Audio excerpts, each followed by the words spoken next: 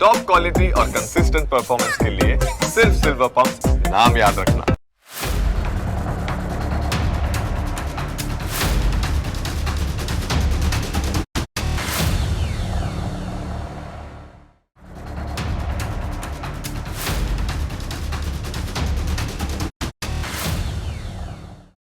જ્યારે પણ દુબઈનું નામ લેવામાં આવે ત્યારે મનમાં ગજબ દ્રશ્યો ઊભા થાય. આ દ્રશ્યો અમીનીની લક્ઝરીના હોય. તમારી આંખો સમક્ષ બુર્જ ખલીફા આવવા લાગે, શાનદાર બીચ અને ઊંચી ઇમારતોની તમને કલ્પના થાય. જો કે દુબઈની આ ખરી યુએસપી નથી.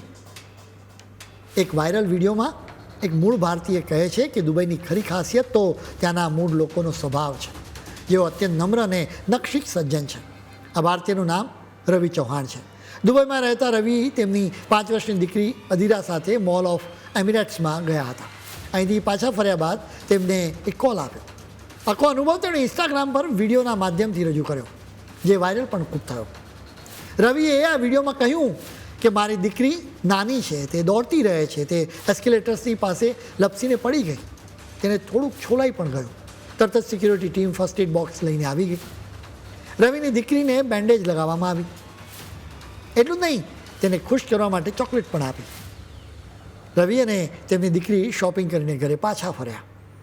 બીજા દિવસે રવિને મોલ ઓફ એમિરેટ્સના કસ્ટમર કેરમાંથી કોલ આવ્યો. કોલ કરનારી વ્યક્તિએ અદીરાના ખબર અંતર પૂછ્યા. તેણે એવો સવાલ કર્યો હતો કે અદીરાને હવે કેવું છે. અદીરાએ પણ એ વ્યક્તિની સાથે વાત કરી. રવિએ કહ્યું કે કોઈ દેશમાં આવી સર્વિસ કોણ આપે, આટલી બધી કાળજી કોણ લે. રવિએ એમ પણ કહ્યું કે આવી નાની નાની બાબતો મહત્ત્વની છે. આ જ બાબતને લીધે દુબઈ બીજા બધાથી અલગ તરી આવે છે. આ આખી ઘટના માત્ર એક અનુભવ નથી, પરંતુ ભારતીય બિઝનેસ અને સંસ્થાઓ માટે શીખવા જેવો બહુ મોટો પાઠ છે. બિઝનેસ માટે ખરી સર્વિસ ક્યારે બિલ બની જાય કે સારવાર પૂરી થાય એટલે અટકી નથી જતી. ખરી સર્વિસ તો એક ફોન કોલથી પણ કરી શકાય છે. આપણે ત્યાં સમસ્યા ઉકેલાય એટલે કામ પૂરું માની લેવાય છે. કોઈ ફરિયાદ કે અકસ્માત પછી સામેથી ફોન કરીને ખબર અંતર પૂછવાની સિસ્ટમ આપણે ત્યાં બહુ ઓછી જોવા મળે છે. આ સંસ્કારોની નહીં પરંતુ સિસ્ટમની ખામી છે, જેને એક વ્યવસ્થિત પ્રોસેસ બનાવીને સહેલાઈથી સુધારી શકાય છે. મોટા મોટા હોર્ડિંગ્સ કે કરોડોની જાહેરાતો જે કામ નથી કરી શકતી, તે કામ એક નાનકડી ચોકલેટ અને પ્રેમથી પૂછાયેલો એક ફોન કરી જાય છે. ભારતના મોલ, હોસ્પિટલ્સ કે એરલાઇન કંપનીઓ ભવ્ય બિલ્ડિંગો બનાવવા પાછળ આંધળો ખર્ચો કરે છે, પરંતુ જ્યારે કોઈ ગ્રાહક મુશ્કેલીમાં હોય ત્યારે તેમની સાથે કેવું લાગણીસભર વર્તન કરવું એ ટ્રેનિંગ પોતાના સ્ટાફને આપવાનું અવારનવાર ભૂલી જાય છે. સ્ટાફને ફક્ત પ્રોટોકોલ પાળવાની નહીં, પરંતુ દિલથી મદદ કરવાની છૂટ મળવી જોઈએ. મોટાભાગે કર્મચારીઓ ઉપરી અધિકારીના ડરથી માત્ર પોતાના કામ પૂરતું જ કામ કરે છે.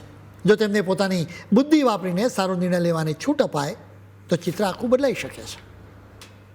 રોજના હજારો ગ્રાહકોમાંથી એક બાળકની નોંધ રાખીને બીજા દિવસે સામેથી ફોન કરવો એ બતાવે છે કે દુબઈમાં એક મજબૂત સિસ્ટમ કામ કરે છે. ભારતમાં સિક્યુરિટીથી લઈને કસ્ટમર કેર સુધીના વિભાગો વચ્ચે આ પ્રકારનું સંકલન બહુ ઓછું જોવા મળે છે. આર્કિટેક્ચર અને ગ્લેમર ઊભું કરવું બહુ સહેલું છે, પરંતુ જ્યારે કંઈ ગડબડ થાય ત્યારે તમે માણસ સાથે કેવો વ્યવહાર કરો છો એ જ તમારી સાચી ઓળખ છતી કરે છે. આમાં કોઈ મોટું ભંડોળ નથી વપરાતું, માત્ર સાચી દાનત અને યોગ્ય ટ્રેનિંગની જરૂર હોય છે.